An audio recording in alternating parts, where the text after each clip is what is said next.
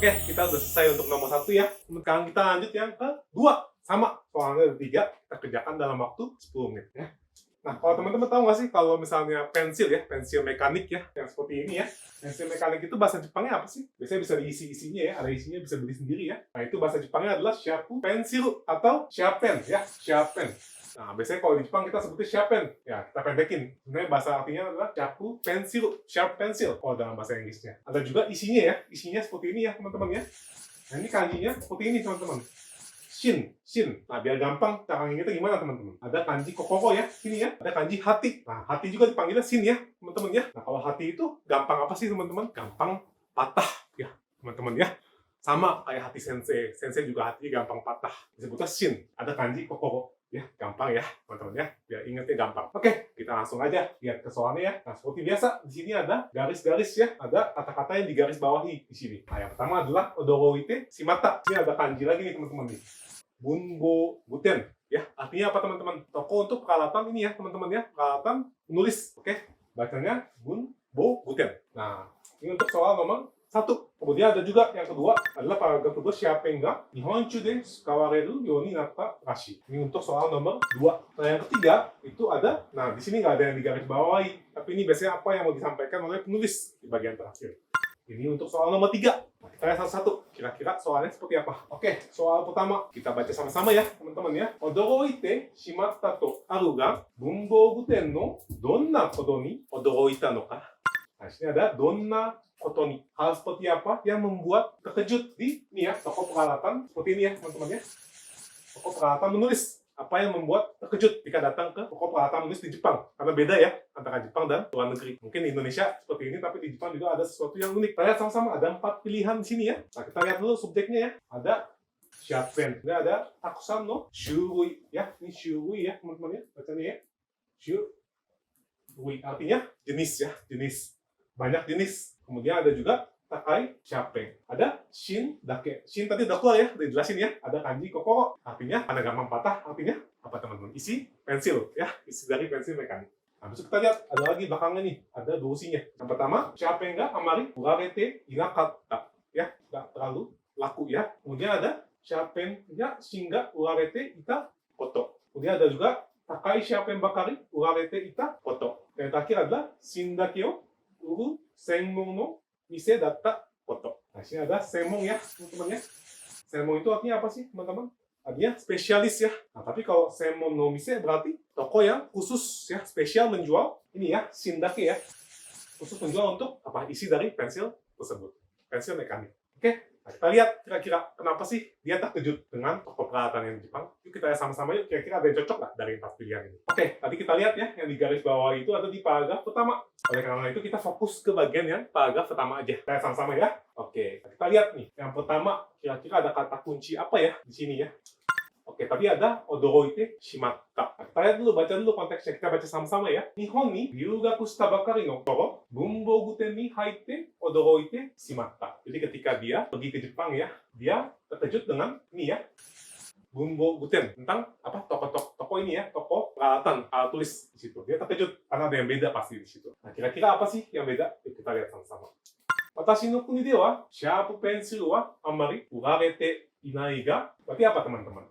Berarti di negaranya si penulis ini, sharp pensil mekanik itu nggak terlalu terjual ya, nggak laku ya di situ ya. Berarti apa nih? Kita dapat jawabannya nih. Berarti kalau saya di negaranya nggak laku, berarti yang di sini selanjutnya kita baca lagi ya, biar lebih jelas ya. Sono mise ni wa yakuen no yasui mono kara 5,000 yen ijou suru takai mono made sugoi kazu no shapen ga narande ita no da. Nah, kita dapat jawabannya nih.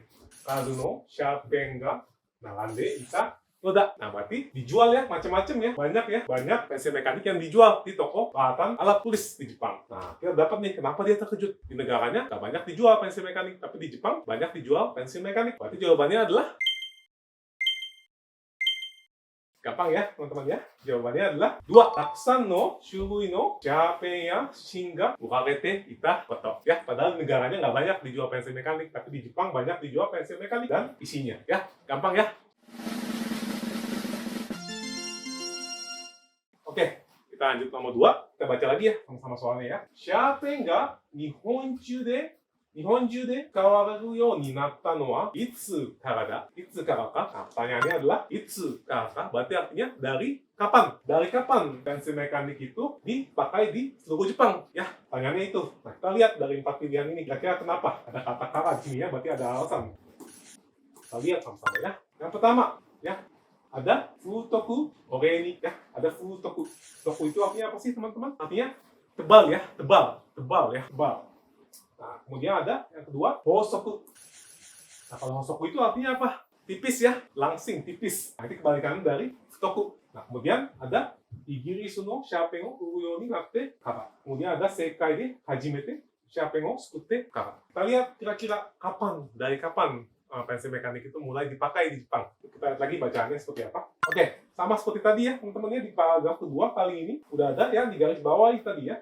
Shapen ga Nihon juu de tsukawararu you ni natta rashi. Berarti kita fokus saja ke bagian paragraf yang ini untuk mencari jawabannya. Kita lihat nih sama-sama. Nah, ini agak sulit ya. Kita baca sama-sama yuk. Igirisu de umareta shapen da ga, hajime wa 1.5 mm ya 1.0 mm no shika nakat. Berarti apa, teman-teman? Di sini ada hajime ya. Berarti pertama-tama cuma ada pensil yang isi pensilnya itu setebal ini 1,5 mm sampai 1 mm ya.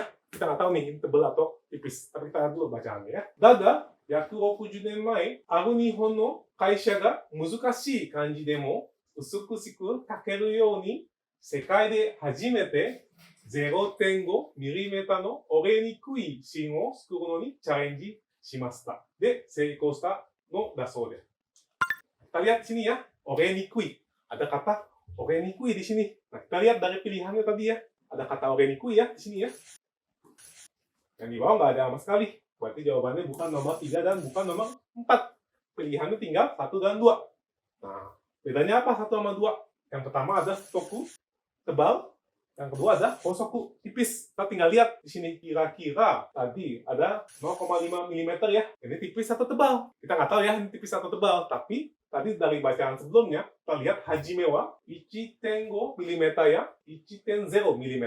Berarti awalnya 1,5 mm atau 1 mm kemudian jadi 0,5 mm.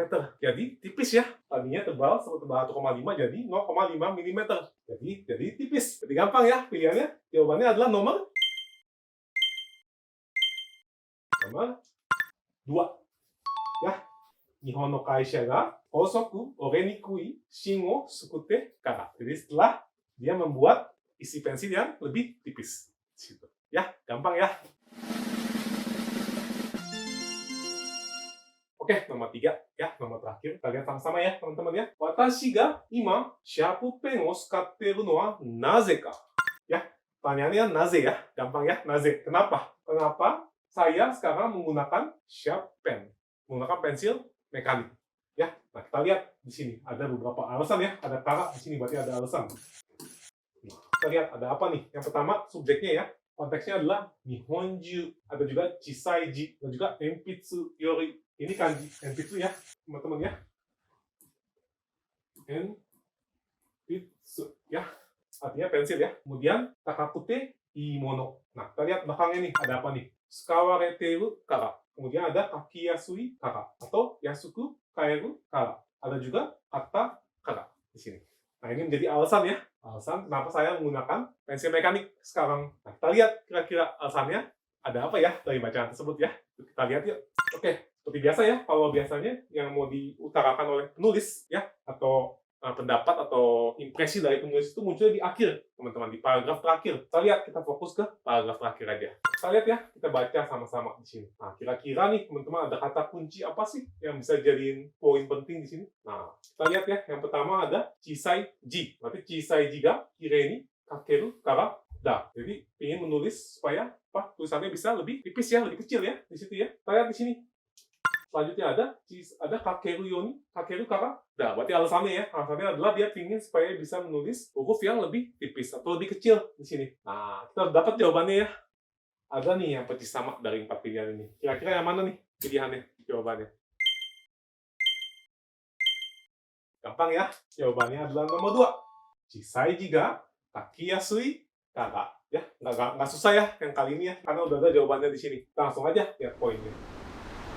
Oke, teman-teman, terima kasih sudah mengikuti pelajaran 1 sama 2 atau esensi ya dari teman-teman, supaya teman-teman bisa belajar lebih baik lagi. Sama tadi ya, poin-poinnya adalah teman-teman cari dulu, lihat dulu pertanyaannya apa, kemudian lihat, kita cari dari bacaan tersebut yang cocok sesuai jawabannya itu apa. Oke, teman-teman, terima kasih. Otskare sama Desta.